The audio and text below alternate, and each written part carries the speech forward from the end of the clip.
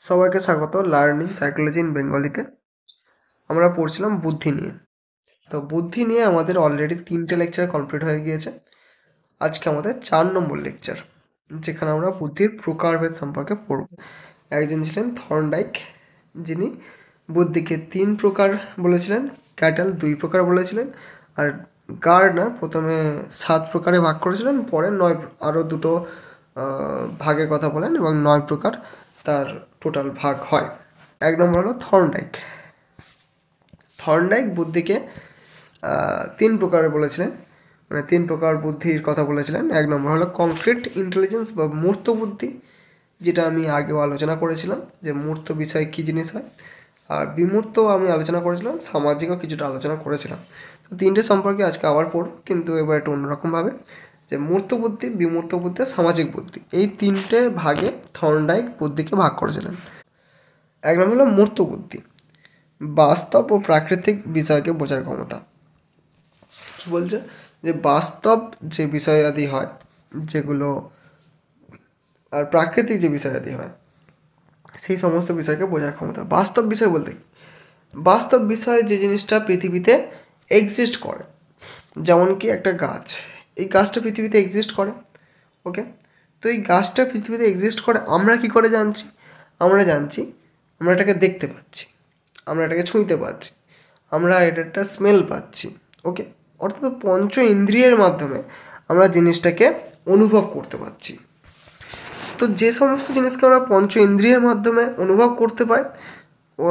করতে পারি সেই সমস্ত জিনিসকে আমরা মূর্ত বস্তু বলি, ঠিক আছে, বা মূর্ত বিষয় বলি। আর এই মূর্ত বিষয়কে বোঝার ক্ষমতাই হলো মূর্ত বুদ্ধি। ওকে, আশা করি এটুকু বুঝতে তোমাদের কোনো প্রবলেম নেই, এটা খুবই সহজ একটা ধারণা। ওকে, তারপরে চলো এবার বিমূর্ত বুদ্ধি। বিমূর্ত বুদ্ধি বলতে কি?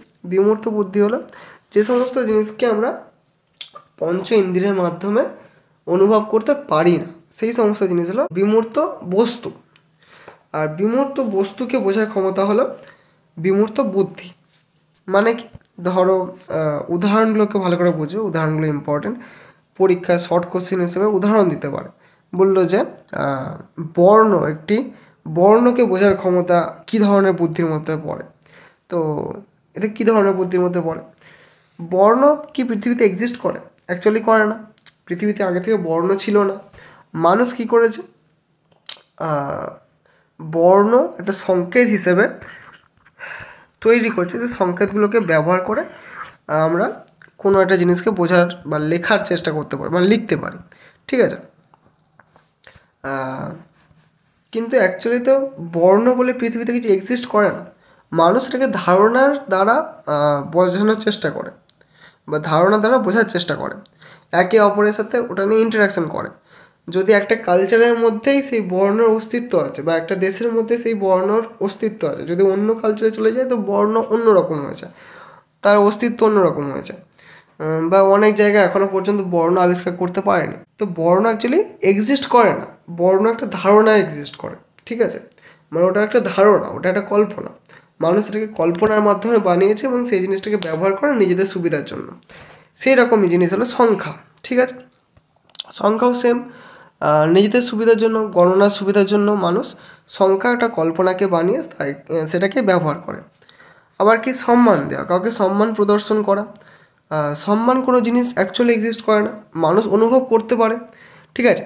এবার অনুভবটাকে তারা বিভিন্ন আচরণের মাধ্যমে ব্যবহার করে, বিভিন্ন কালচার বিভিন্নভাবে সম্মান প্রদর্শন করে। তো সেই অনুযায়ী বলতে গেলে এই সমস্ত জিনিস হলো কি? এই সমস্ত জিনিস হলো বিমূর্ত বিষয় বা বিমূর্ত জিনিসপত্র।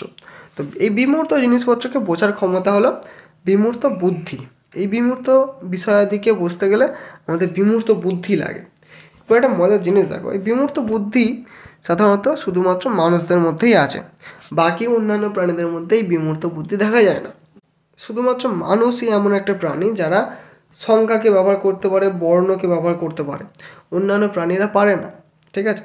তাই জন্য ওদের মধ্যে বলা যায় যে বিমূর্ত বুদ্ধি বা অ্যাবস্ট্রাক্ট কনসেপ্ট থাকে না। ওদের মধ্যে কংক্রিট আইডিয়া বা কংক্রিট ইন্টেলিজেন্স বিষয়টা একটু তো থাকে, বাট বিমূর্ত বুদ্ধি একদমই থাকে না। তারপরে থর্নডাইক যে বুদ্ধির কথা বলেছিলেন সেটি হলো সামাজিক বুদ্ধি। ওকে, সামাজিক বুদ্ধি বলতে কি, তিনি বলেছেন যে সামাজিক পরিস্থিতিতে যথাযথ প্রতিক্রিয়া করার যে বুদ্ধি সেটাই হলো সামাজিক বুদ্ধি। মানে ধরো একজনের সাথে কথা বলার ক্ষমতা, যে নির্বোধ অর্থাৎ যার মাথায় একদম বুদ্ধি শুদ্ধি কিছু নেই, সে কি বলছে কেউ বুঝতেই পারে না, সে আগার নাগার কথা বলে যাচ্ছে, সে একজন মানুষের সাথে সঠিকভাবে কথাবার্তা বলতেই পারে না, সে কখনো রেগে যায়, কখনো হাসতে শুরু করে, ঠিক আছে। তো এই ধরনের যদি কেউ হয় তার মানে আমরা বলতে পারি তার সামাজিক বুদ্ধি একদমই নেই, ঠিক আছে। তো আমরা তাহলে থর্নডাইক এটা পড়লাম। থর্নডাইক 3 ভাগে ভাগ করেছিলেন বুদ্ধিকে, একটা হলো মূর্ত বুদ্ধি, একটা বিমূর্ত বুদ্ধি, আর একটা হলো সামাজিক বুদ্ধি। ওকে, তাহলে আমরা থর্নডাইক কমপ্লিট করে ফেললাম। এবার আমরা পড়বো ক্যাটেল সম্পর্কে। ক্যাটেল বুদ্ধিকে 2 ভাগে ভাগ করেছিলেন, 1 নম্বর তরল বুদ্ধি, 2 নম্বর কেলাসিত বুদ্ধি বা ক্রিস্টালাইজড ইন্টেলিজেন্স। তরল বুদ্ধি ফ্লুইড ইন্টেলিজেন্স, আর কেলাসিত বুদ্ধি হলো ক্রিস্টালাইজড ইন্টেলিজেন্স। ওকে, তরল বুদ্ধি বলতে কি, তরল বুদ্ধি বলছে যে নতুন সমস্যার সমাধানের ক্ষমতা, এটি নতুন সমস্যার সমাধানের ক্ষমতা বোঝায়, ঠিক আছে। যখন একজন মানুষ কোনো নতুন সমস্যার সম্মুখীন হয়, সেই সমস্যাকে সমাধান করার যে ক্ষমতা, সেইটাই হলো তরল বুদ্ধি বা ফ্লুইড ইন্টেলিজেন্স, যেখানে পূর্ববর্তী অভিজ্ঞতা বা শেখার উপর নির্ভর করে না। আমরা সমস্যা সমাধান কিন্তু 2 ভাগে করে থাকি, 2 রকমভাবে করি। একটা ধরো সমস্যা যেটা আমি কোনো দিন আগে সলভ করিনি, ঠিক আছে, আমার কোনো জ্ঞান নেই সেই সমস্যা সম্পর্কে, সেই সমস্যার সম্মুখীন আমি হতে পারি। আবার এমন একটা সমস্যা হতে পারে যেটা আমি প্রায় প্রতিদিনই সম্মুখীন হই, ঠিক আছে। তো যে সমস্যা আমি কোনো দিন আগে সম্মুখীন হইনি, যে সমস্যাটা আমি কোনোদিন আগে ট্যাকল করিনি, সেই সমস্যাটাকে সলভ করার যে ক্ষমতা সেটা হলো ফ্লুইড ইন্টেলিজেন্স।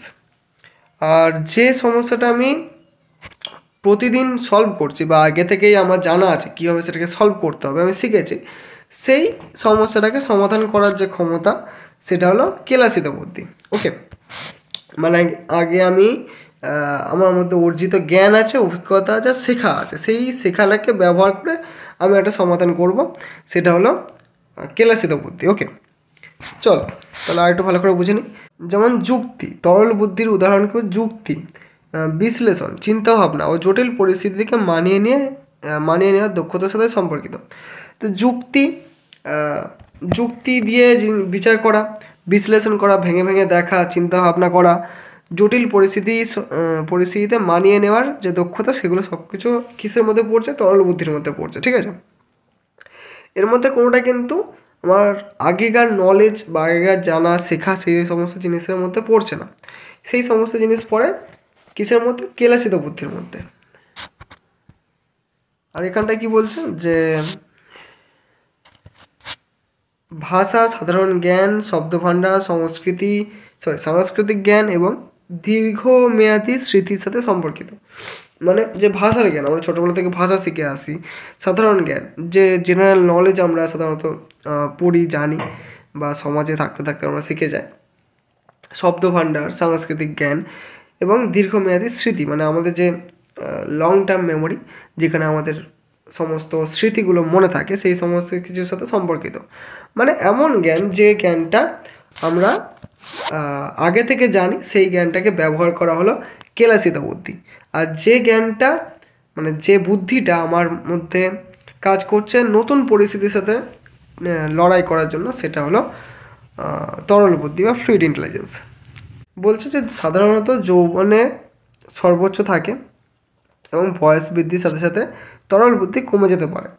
মানে তরল বুদ্ধির বিষয়টা হলো যে যৌবনকালে, মানে ধরো 21 থেকে 45 বছর পর্যন্ত, এই যে এজ গ্রুপটা, এই এজ গ্রুপের মানুষদের মধ্যে তরল বুদ্ধি সবথেকে বেশি থাকে।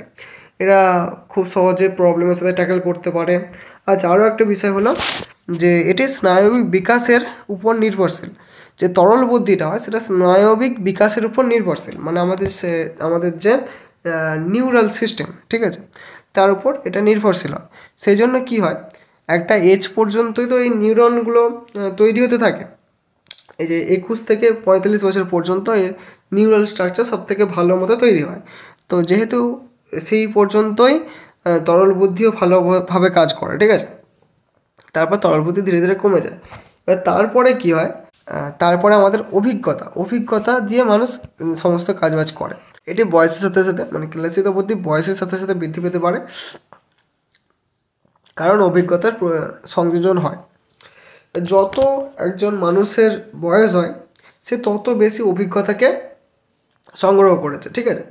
মানে সে ছোটোবেলায় যা জানতো বড় বয়স পর্যন্ত আরও বেশি জানে, আরও বয়স পর্যন্ত আরও বেশি জানবে, তার মানে আরও অভিজ্ঞতা আছে, তার কাছে আরও নলেজ আছে, সে আরও বেশি আরও পদ্ধতি শিখেছে প্রবলেম সলভ করার, অনেক প্রবলেমসকে সে সলভ করেছে, সেই সমস্ত জ্ঞান সে দিয়ে সে পরবর্তী প্রবলেমগুলোকে সলভ করবে। তার মানে তার কেলাসিত বুদ্ধি এখন বেশ ভালো ডেভেলপ হয়ে গেছে। একটা নতুন প্রবলেম, সেই প্রবলেমটাকে কে সলভ করবে? সেই প্রবলেমটাকে সলভ করবে তরল বুদ্ধি। তরল বুদ্ধি যখন সেই প্রবলেমটাকে সলভ করে দিল, তখন ব্যক্তি একটা জ্ঞান পেল, নতুন একটা নলেজ পেল একটা প্রবলেমকে সলভ করার। সেই নলেজটা কী হলো? একজন ব্যক্তির মেমোরিতে, লং টার্ম মেমোরিতে, মানে দীর্ঘস্থায়ী যে স্মৃতি তার মধ্যে ঢুকে গেল। এবারে ব্যক্তি যখন সেই প্রবলেমের সম্মুখীন আবার হবে, তখন কী হবে? তখন তার কেলাসিত বুদ্ধি, অর্থাৎ যে নলেজটা সে সংগ্রহ করে রেখেছে সেইটাকে ব্যবহার করবে এবারে এই প্রবলেমটাকে সলভ করার জন্য। ওকে, বুঝতে পেরেছো? চলো আজকের জন্য এইটুকুই।